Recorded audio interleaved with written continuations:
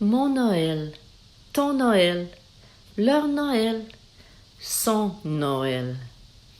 Noël, magie et féerie sont les mots qui nous viennent spontanément à l'esprit en prononçant ce mot Noël. L'atmosphère est celle de la fête. Une ambiance spéciale nous enveloppe à cette période. On se réjouit, le sourire jaillit spontanément. Même cette année, en période de pandémie, on n'échappe pas à ce sentiment. Il y a de la joie dans l'air.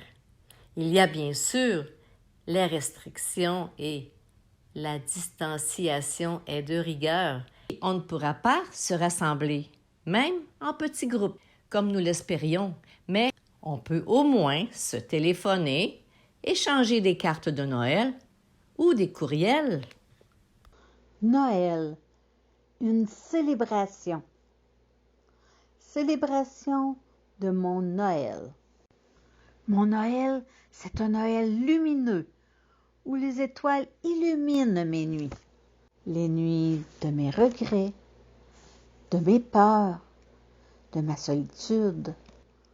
Un Noël chaleureux aussi, celui des chandelles reflétées dans les yeux de ceux et celles qui m'entourent.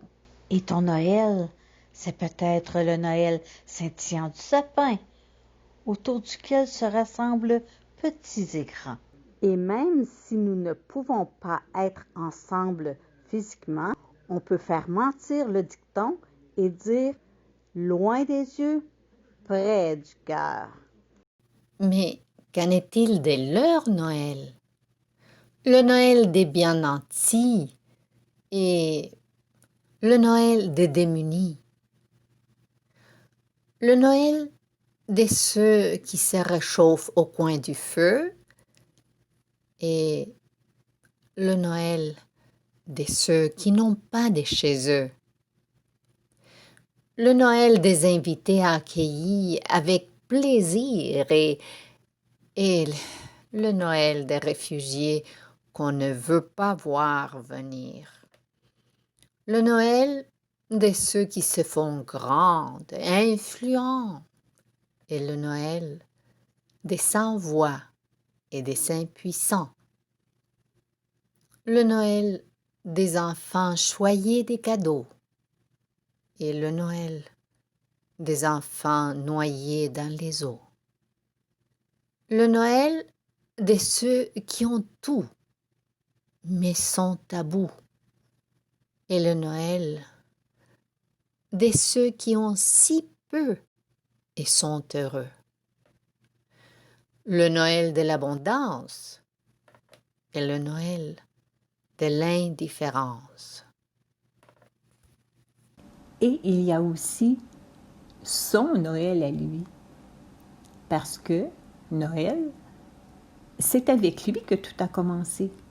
Au commencement était la parole. Et la parole, elle est devenue l'un de nous. Elle est venue chez nous. Oui, chez nous. Il y a longtemps, mais c'est aussi maintenant. Maintenant qu'il se fait proche, si proche. Une main tendue et une main qui soutient. Un regard qui implore et un regard qui réconforte. Douleur qui s'ignore, sympathie qui s'offre. Besoin qui n'ose s'avouer, offrande toute spontanée. Honte qui se cache, compréhension qui sait pardonner. Il est venu chez lui, et les siens ne l'ont pas reçu. Il n'y avait pas de place pour lui à l'hôtellerie. C'était il y a longtemps. Mais c'est aussi maintenant. Et pourtant, certains l'ont reçu.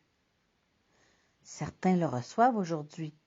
Et si c'était nous, nous qui accueillons, nous qui compatissons, nous qui sommes là pour les autres, pour l'autre qui continue de venir chez nous.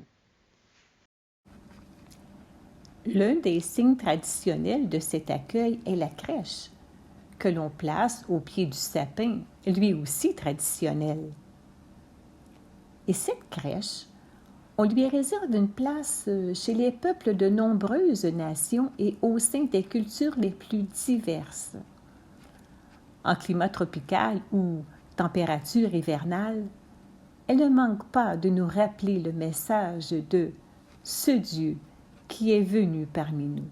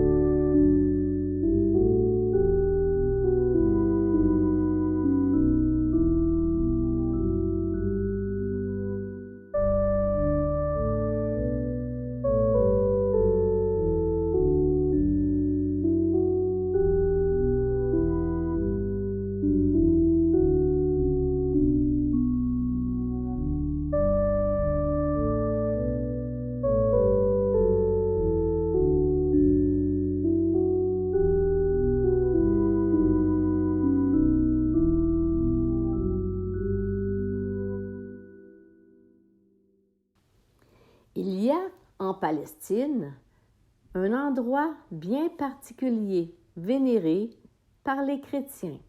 En effet, à Bethléem, on peut visiter le site reconnu comme le lieu de la naissance de Jésus.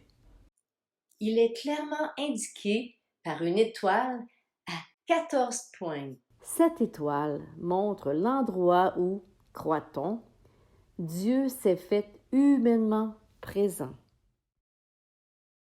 Mais ne pourrait-il pas y avoir aujourd'hui d'autres signes de la présence des dieux?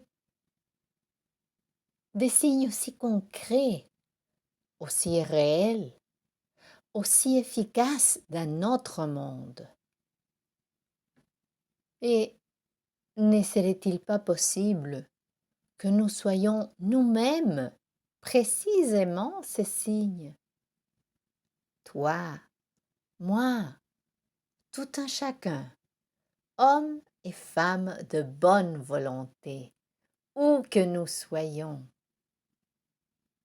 Un Noël de rêve, même en temps de pandémie.